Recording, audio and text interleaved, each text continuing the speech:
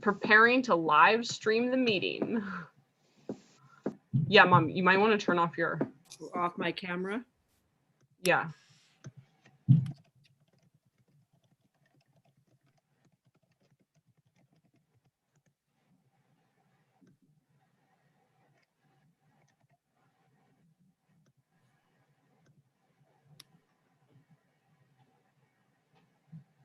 So this evening, we're going to be reading a story, a new book called Esperanza Rising.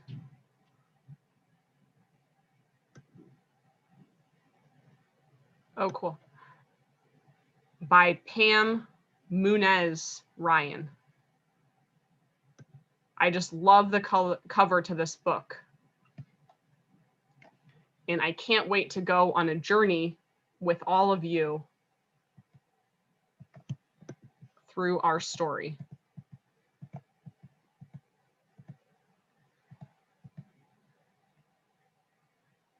(1924), Aguas Calientes, Mexico. Our land is alive, Esperanza, said Papa, taking her small hand as they walked through the gentle slopes of the vineyard. Leafy green vines draped the arbors and the grapes were ready to drop. Esperanza was 6 years old and loved to walk with her Papa through the winding rows, gazing up at him and watching his eyes dance with love for the land. This whole valley breathes and lives, he said, sweeping his arm toward the distant mountains that guarded them. It gives us the grapes and then they welcome us. He gently touched a wild tendril that reached into the row, as if it had been waiting to shake his hand. He picked up a handful of earth and studied it. Did you know that when you lie down on the land, you can feel it breathe? That you can feel its heart beating? Poppy, I want to feel it, she said. Come. They walked to the end of the row where the incline of the land formed a grassy swell. Papa lay down on his stomach and looked up at her, patting the ground next to him. Esperanza smoothed her dress and knelt down. Then, like a caterpillar, she slowly inched flat next to him, their faces looking at each other. The warm sun pressed on one of Esperanza's cheeks and the warm earth on the other. She giggled. Shh, you can only feel the earth's heartbeat when you are still and quiet. She swallowed her laughter and after a moment said, I can't hear it, Papi. Aguantante tantito y la fruta quiero en tu mano, he said. Wait a little while and the fruit will fall into your hand. You must be patient, Esperanza. She waited and lay silent, watching Poppy's eyes. And then she felt it, softly at first, a gentle thumping, then stronger. A resounding thud against her body. She could hear it too, the beat rushing in her ears, shoomp, shoomp, shoomp. She stared at Poppy, not wanting to say a word, not wanting to lose the sound, not wanting to forget the feel of the heart of the valley. She pressed closer to the ground until her body was breathing with the earth's and with Papa's, the three hearts beating together. She smiled at Papa, not needing to talk, her eyes saying everything, and his smile answered hers, telling her that he knew she had felt it. 6 years later, Las Uvas. Papa handed Esperanza the knife. The short blade was curved, like a scythe, its fat wooden handle fitting snugly in her palm. This job was usually reserved for the eldest son of a wealthy rancher, but since Esperanza was an only child and Papa's pride and glory, she was always given the honor. Last night, she had watched Papa sharpen the knife back and forth across a stone, so she knew the tool was edged like a razor. Cuidante los dedos. Watch your fingers, said Papa. And the August sun promised a dry afternoon in Aguas Calientes, Mexico. Everyone who lived and worked on El Rancho de las Rosas was gathered at the edge of the field. Esperanza's family, the house servants in their long white aprons, the vaqueros already sitting on their horses ready to ride out to the cattle, and 50 or 60 campesinos, straw hats in their hands, holding their own knives ready. They were covered top to bottom in long-sleeved shirts, baggy pants tied at the ankles with string, and bandanas wrapped around their foreheads and necks to protect them from sun, dust, and spiders. Esperanza, on the other hand, wore a light silk dress that stopped just above her boots and no hat. On the top of her head, a wide satin ribbon was tied in a huge bow, the tails trailing in her long black hair. The clusters were heavy on the vine and ready to deliver. Esperanza's parents, Romano and Sixto Ortega, stood nearby. Mama, tall and elegant, her hair in the usual braided wreath that crowned her head, and Papa, barely taller than Mama, his graying mustache twisted up at the sides. He swept his hand toward the grapevines, signaling Esperanza. When she walked toward the arbors and glanced back at her parents, they both smiled and nodded, encouraging her to go forward. When she reached the vine, she separated the leaves and carefully grasped a thick stem. She put the knife to it, and with a quick swipe, the heavy cluster of grapes dropped into her waiting hand. Esperanza walked back to Papa and handed him the fruit. Papa kissed it and held it up for all to see. La cosecha, harvest. Ole, ole! A cheer echoed around them. The campesinos, the field workers, spread out over the land and began the task of reaping the fields. Esperanza stood between Mama and Papa, with her arms linked to theirs, and admired the activity of the workers. Poppy, this is my favorite time of year, she said, watching the brightly colored shirts of the workers slowly moving among the arbors. Wagons rattled back and forth from the fields to the big barns where the grapes would be stored until they went to the winery. Is the reason because the picking is done? It will be somebody's birthday and time for a big fiesta? Esperanza smiled. When the grapes delivered their harvest, she always turned another year. This year, she would be 13. Like every other year, Mommy and Papa would host a fiesta for the harvest and for her birthday. Maricel Rodriguez, her best friend, would come with her family to celebrate. Her father was a fruit rancher, and even though their houses were acres apart, they met every Saturday beneath the holm oak on a rise between two ranches. Her and her other friends, Chita and Bernita, would be at the party too, but they lived farther away and Esperanza didn't see them as often. Their classes at St. Francis didn't start again until after the harvest, and she couldn't wait to see them. When they were all together, they talked about one thing, their quinceañeros, the presentation parties they would have when they turned 15. They still had 2 more years to wait, but so much to discuss. The beautiful white gowns they would wear, the big celebrations where they would be presented, and the sons of the richest families who would dance with them.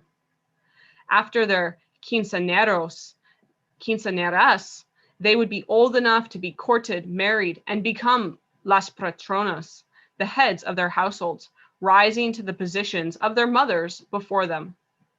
Esperanza preferred to think, though, that she and her someday husband would live with Mama and Papa forever, because she couldn't imagine living anywhere else than El Rancho de las Rosas, or with any fewer servants, or without being surrounded by people who adored her.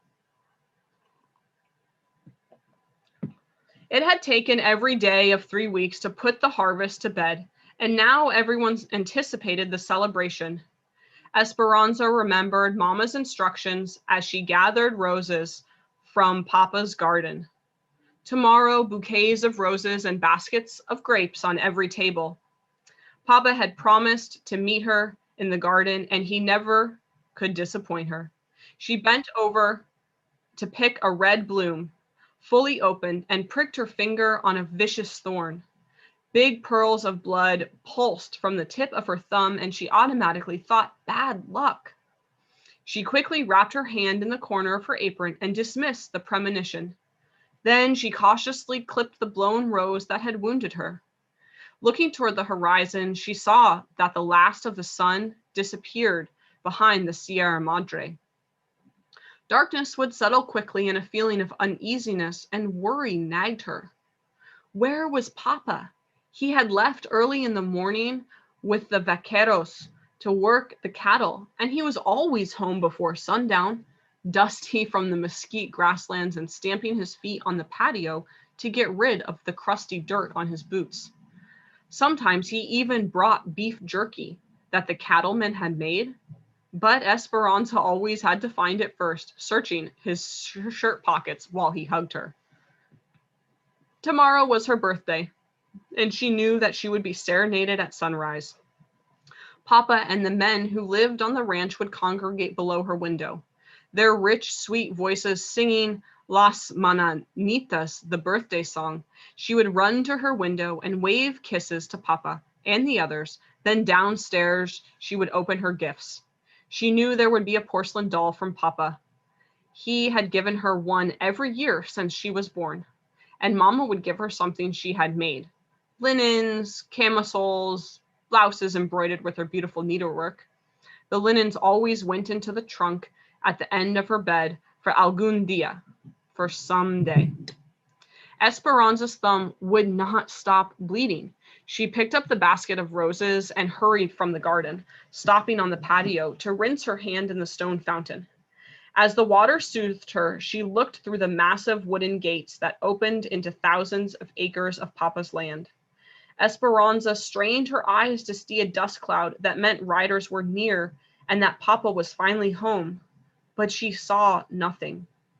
In the dusky light, she walked around the courtyard to the back of the large adobe and wood house, where she found Mama searching the horizon too. Mama, my finger, an angry thorn stabbed me, said Esperanza. Bad luck, said Mama, confirming the superstition, but she half smiled. They both knew bad luck could mean nothing more than dropping a pan of water or breaking an egg. Mama put her arms around Esperanza's waist, and both sets of eyes swept over the corrals, stables, and servants' quarters that sprawled in the distance. Esperanza was almost as tall as Mama, and everyone said she would someday just look like her beautiful mother. Sometimes when Esperanza twisted her hair on the top of her head and looked in the mirror, she could see that it was almost true. There was that same black hair, wavy and thick with dark lashes and fair, creamy skin. But it wasn't precisely Mama's face because Papa's eyes were there too, shaped like fat, brown almonds. He's just a little bit late, said Mama, and part of Esperanza's mind believed her, but the other part scolded him. Mama, the neighbors warned him just last night about bandits. Mama nodded and bit the corner of her lip in worry. They both knew that even though it was 1930 and the revolution in Mexico had been over for 10 years, there was still resentment against large landowners. Change has not come fast enough, Esperanza. The wealthy still own most of the land, while the poor have not even a garden plot. There are cattle grazing on the big ranches, yet some peasants are forced to eat cats. Papa is sympathetic and has given land to many of his workers. The people know that. But Mama, do the bandits know that? I hope so. I've already sent Alfonso and Miguel to look for him. Let's wait inside. Tea was ready in Papa's study, and so was Abuelita. Come, mi nieta, my granddaughter, said Abuelita, holding up yarn and crochet hooks. I'm starting a new blanket, and will teach you the zigzag. Esperanza's grandmother, whom everyone called Abuelita, lived with them and was a smaller, older, more wrinkled version of Mama. She looked very distinguished, wearing a respectable black dress and the same gold loop she wore in her ears every day. and her white hair pulled back into a bun at the nape of her neck. But Esperanza loved her more for her capricious ways than her propriety.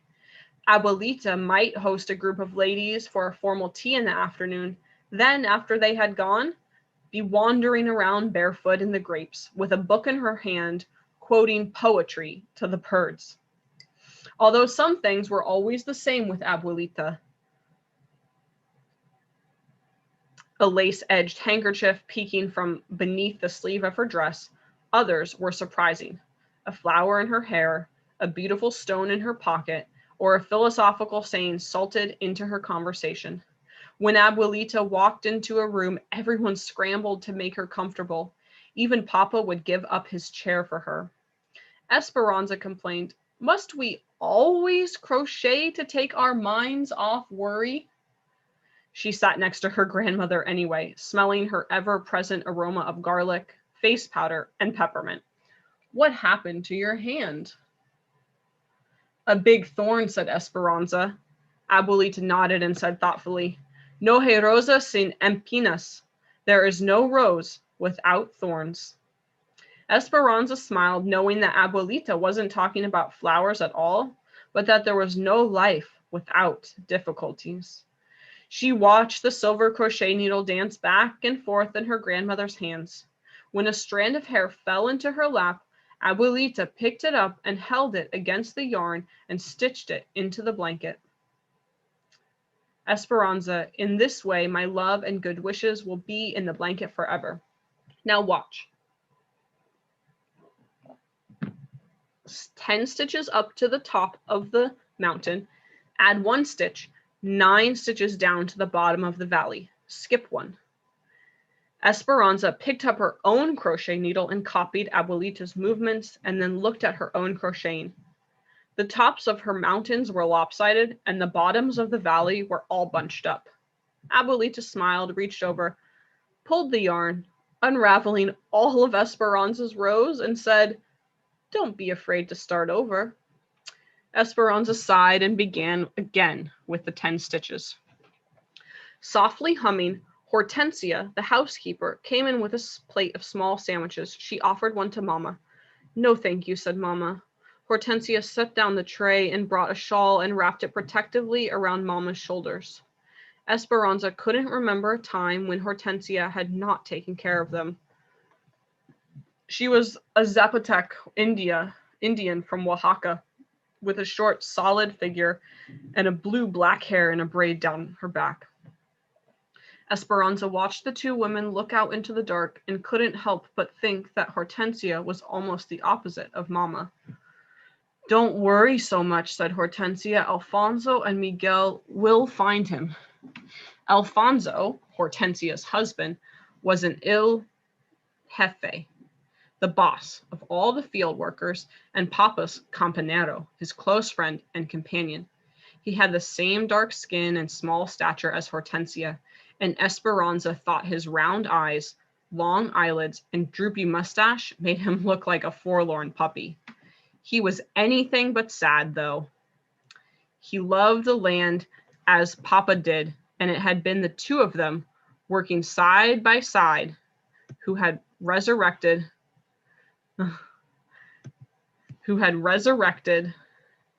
the neglected rose garden that had been in the family for generations.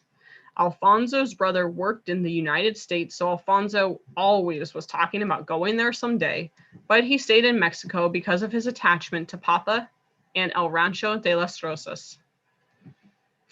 Miguel was Alfonso and Hortensia's son, and he and Esperanza had played together since they were just babies. At 16, he was already taller than both of his parents. He had their dark skin and Alfonso's big, sleepy eyes, and thick eyebrows that Esperanza always thought would grow into one. It was true that he knew the farthest reaches of the ranch better than anyone. Since Miguel was a young boy, Papa had taken him to parts of the property that even Esperanza and Mama had never seen. When he was younger, Esperanza used to complain, "Why does he always get to go and not me?" Papa would say, "Because he knows how to fix things and he's learning his job." Miguel would look after her, And before riding off with Papa, he would give her a taunting smile. But what Papa said was true. Miguel had patience and quiet strength and could figure out just about how to fix anything, plows, tractors, especially anything with a motor. Several years ago, when Esperanza was still a girl, and Mama and Papa had been discussing boys from good families whom Esperanza should meet someday, she couldn't imagine being matched with someone she had never met, so she announced, "I'm going to marry Miguel." Mama had laughed at her and said, "You will feel differently as you get older." "No, I won't," Esperanza said stubbornly. But now that she was a young woman, she understood that Miguel was a housekeeper's son, and she was the ranch owner's daughter, and between them ran a deep river. Esperanza on one side and Miguel on the other, and the river could never be crossed. In a moment of self-importance, Esperanza had told all of this to Miguel. Since then, he had spoken only a few words to her.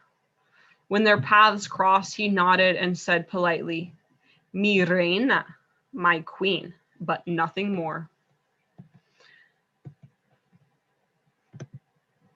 There was no teasing or laughing or talking about every little thing. Esperanza pretended not to care, but she secretly wished that she had never told Miguel about the river. Distracted, Mama paced at the window, each step making a hollow tapping sound on the tile floor. Hortensia lit the lamps, and the minutes passed into hours. "I hear riders," said Mama, and she ran for the door. But it was only Tio Luis and Tio Marco, Papa's older stepbrothers. Tio Luis was the bank president, and Tio Marco was the mayor of the town. Esperanza didn't care how important they were because she did not like them at all. They were serious and gloomy and always had their chins too high. Tio Luis was the eldest, and Tio Marco, who was a few years younger and not as smart, always followed his older brother's lead, like un burro, a donkey. Even though Tio Marco was the mayor, he did everything Tio Luis told him to. They were both tall and skinny, with tiny mustaches and white beards on just the tips of their chins.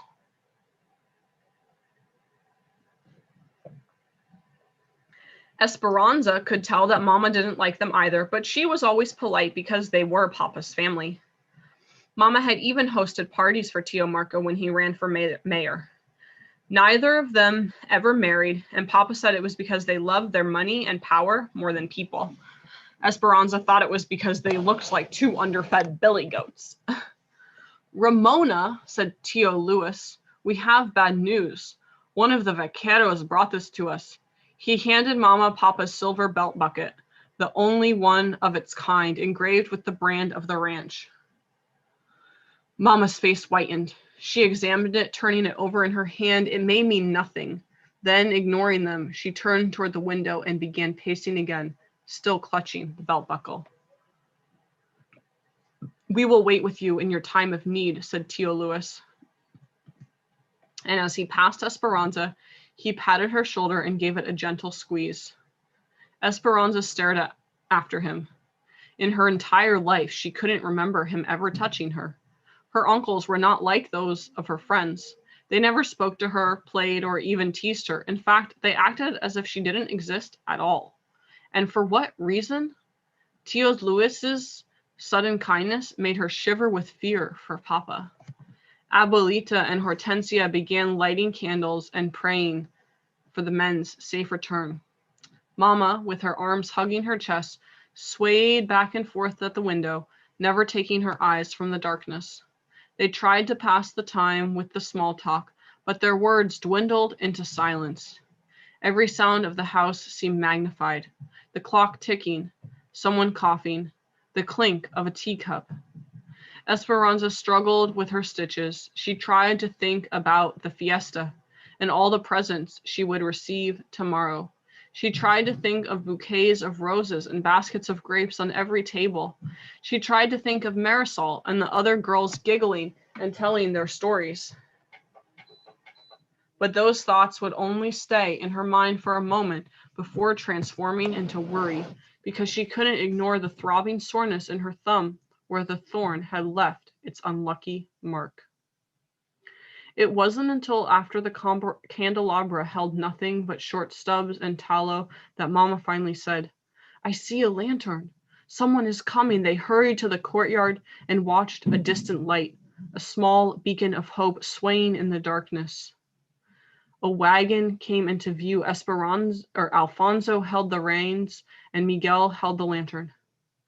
When the wagon stopped, Esperanza could see a body in back, completely covered with a blanket. "Where's Papa?" Esperanza said. Miguel hung his head. Alfonso didn't say a word, but the tears running down his cheeks confirmed the worst. Mama fainted. Abuelita and Hortensia ran to her side. Esperanza felt her heart drop. A noise came from her mouth, and slowly, her first breath of grief drew a tormented cry. She fell to her knees and sank into a dark hole of despair and disbelief.